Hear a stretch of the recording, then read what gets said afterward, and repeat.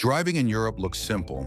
You rent a car, you follow the GPS, you drive. That's what many Americans expect. But once they actually get behind the wheel, things start to feel unfamiliar. Roads are narrower, signs look different, and small mistakes suddenly matter. Not because driving is dangerous, but because the rules are different and rarely explained to visitors. I'm European. I've driven across Europe my entire life, and I've watched Americans struggle on European roads not because they're bad drivers, but because they assume driving works the same way as in the US. These are 7 things Americans should know before driving in Europe. Not to scare you, but to help you drive confidently, avoid fines, and enjoy the trip instead of stressing through it. Before we start, a quick note. This channel explains Europe from a local perspective, specifically for Americans. Calm, practical, no influencer hype. If that's what you're looking for, subscribe. I share real European travel insights every week. Thing 1, roads are designed for cars, not comfort. European roads are old, very old. Many were designed centuries ago, long before cars existed.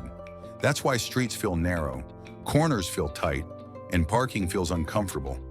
Americans often assume they're driving incorrectly. They're not. This is simply how European cities are built. A street that feels like an alley is often a normal 2-way road. Side mirrors passing inches from stone walls is not a mistake. It's expected. Local example. In historic city centers, delivery vans, buses, cyclists, and cars all share the same narrow space. Locals slow down. They make eye contact. They pass carefully. Local tip. Drive slower than you think you need to and choose a compact car. Comfort comes from control, not from size. Thing 2. Manual transmission is still common in the United States. Automatic cars are the norm. Most Americans never think about transmission type. You rent a car, you get an automatic. In Europe, that assumption often fails. Manual transmission is still common, especially outside major cities. At smaller airports, local rental offices, or in rural areas, manual cars are the default option. Americans often realize this too late. They arrive at the rental counter, the keys are handed over, and suddenly the car has a clutch. Automatic cars do exist, but they are fewer, more expensive, and often booked early. Local example. At busy travel times, rental companies may have only 1 or 2 automatics available. If they're gone, there is no alternative. Local tip. If you need an automatic, book it early and confirm it clearly in your reservation. If you can drive manual, you'll have more options, pay less, and pick up your car without stress. Thing 3. Roundabouts replace intersections. Roundabouts are everywhere. They replace traffic lights, they replace stop signs, they replace 4-way intersections. This feels chaotic at first. Americans hesitate. They stop when they shouldn't. They wait too long. That's when things get awkward. Local example. At busy roundabouts, locals expect smooth entry. Stopping unnecessarily disrupts the flow and creates confusion. Local tip. Yield when entering. Once inside, keep moving. Confidence and predictability matter more than speed. Thing 4, speed limits and enforcement. Our serious speed limits in Europe change constantly, not occasionally, all the time. A road that feels like a highway can suddenly turn into a village street, and the speed limit drops, sometimes sharply. Americans are used to long, predictable stretches. In Europe, that logic doesn't apply.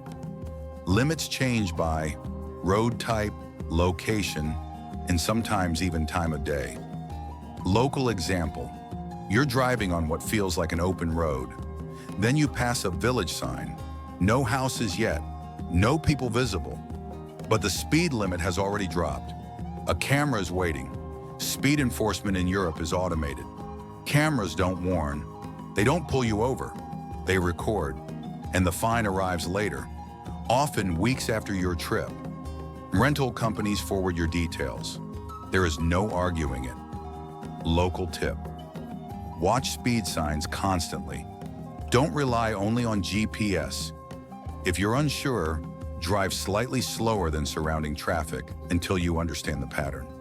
In Europe, speed limits are not suggestions. They are rules, and they are enforced. Thing 5. Parking rules are complex and enforced. Parking in Europe is not intuitive. Rules change by city, by street, and sometimes by the side of the road. What looks like a normal parking spot may only be legal at certain hours, or only for residents, or only on specific days. Americans often rely on common sense. In Europe, common sense is not enough. Local example. You park on a quiet street, no sign directly in front of the car. Everything looks fine. 2 hours later, there's a ticket on the windshield. Or worse, the car is gone. Locals don't guess. They read every sign. They check time limits, zone markings, and curb colors. Enforcement is consistent. Parking officers don't make exceptions for rental cars or tourists. Local tip.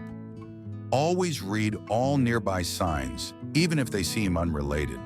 Check for time windows, permit zones, and painted curb markings. If anything feels unclear, use paid parking or a garage. It costs more up front, but far less than tickets, wheel clamps, or towing fees. Thing 6. GPS can lead you into trouble. GPS works well in Europe, most of the time, but it doesn't understand context. It only knows the shortest route, not whether a road actually makes sense to drive. European cities are full of exceptions. Historic centers, pedestrian zones, restricted traffic areas, one-way streets that change by time of day. Americans often follow GPS without questioning it. That's when problems start. Local example. GPS tells you to turn into a narrow street. It looks wrong. There's a small sign. You assume it doesn't apply to you. A few weeks later, a fine arrives by mail. Many European cities use automatic cameras to enforce restricted zones. No police stop, no warning, just a recorded violation. Rental companies pass your details on. The fine follows you home. Local tip. Use GPS as guidance, not authority. Always trust road signs over navigation. If a street feels too narrow, too quiet, or clearly not meant for through traffic, don't force it. Locals don't blindly follow GPS, they adapt. Once you do the same, driving becomes much smoother and far less risky. Thing 7. Driving culture is direct but predictable. European driving culture feels direct, sometimes even aggressive, at least at first. Cars merge confidently. Drivers take their right of way. Movements are decisive. Americans often interpret this as rude. It isn't. It's predictable. European drivers expect others to follow the rules and act clearly. Hesitation causes more problems than confidence. Local example. At a merge, locals expect you to go when it's your turn. Not slowly, not hesitantly. If you stop unnecessarily, you break the flow. Local tip. Signal early. Commit to your decision. Move with purpose. You don't need to be aggressive, just clear. Once you understand this, European traffic feels structured, logical, and far less stressful than it first appears. Driving in Europe isn't harder, it's just different. Once you understand the rules, the fear disappears. You stop guessing, you stop second-guessing, and driving becomes part of the experience, not the problem. In the next videos, I'll explain public transportation, tickets, and daily travel habits Americans don't expect in Europe. Subscribe if you want to experience Europe the way locals do. I'll see you in the next one.